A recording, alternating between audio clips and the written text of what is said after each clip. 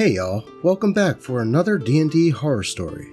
In today's tale, a player that claims to be an expert at D&D proceeds to die over and over again in exceedingly stupid ways, to the point where he throws a temper tantrum that would rival a spoiled toddler. Remember to like, comment, and subscribe to help the channel grow, and with that being said, let's get right into the story. Big thanks to Reddit user Chaos Gamer Girl for allowing me to share their story. A link to the original post is located in the description.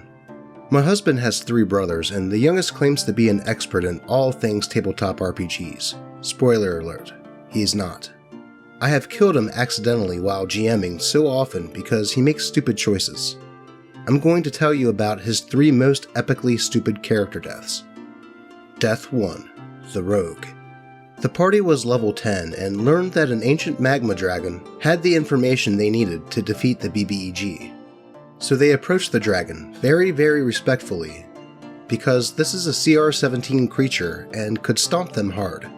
The cleric is negotiating with the dragon and making great progress, until my brother-in-law gets bored.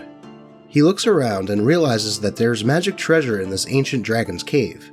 He looks right at me and says, "I stealth and steal the sword there." You mean the sword glowing with magic and only 20 feet from the dragon?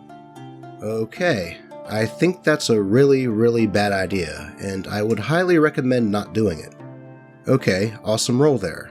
Unfortunately for you, the dragon's bonus to perception is higher than your roll with bonuses. He sees you stealing the sword. What's your AC? Yeah, he hits and kills you. This is a CN creature. You tried stealing from it. What did you expect the reaction to be? Needless to say, he was very unhappy, but he made another character and we moved on. Death 2. The Fighter. His next character was a noble but simple fighter. High strength, loads of HP, and dumb like a brick, but he listened to the other characters, so we're good. The party is in a dungeon and they are utterly convinced that there's a trap somewhere along the hall. Fair enough, there's lots of corpses and they look like they died via magic. They are hesitating and trying to come up with a way to trigger the obvious trap without getting caught in it. After all, the party rogue is now Dragon Chow.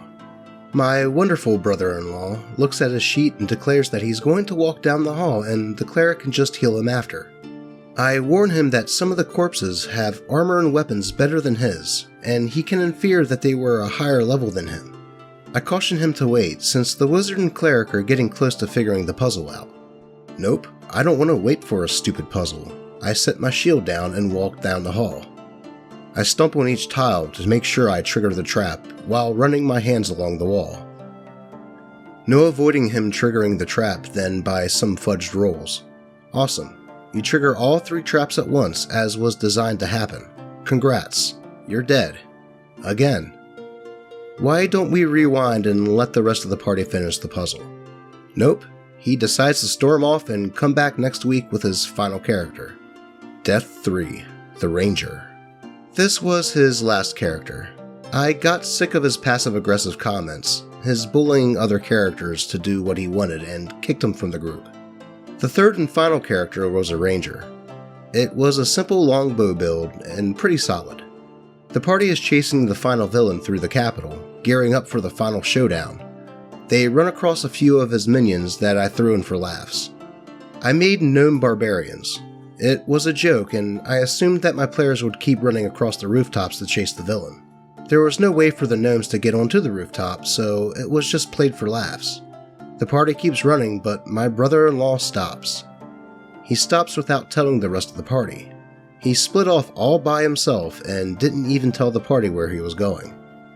He climbs down and faces off against the gnome barbarians. He could have shot at them from the safety of the roof, but nope, he decided to melee them. The ranger, who specialized in ranged attacks, decided to use his dagger to melee 2 barbarians. 2 barbarians who are, yes, gnomes, but high enough level that it would be a challenge for the entire party.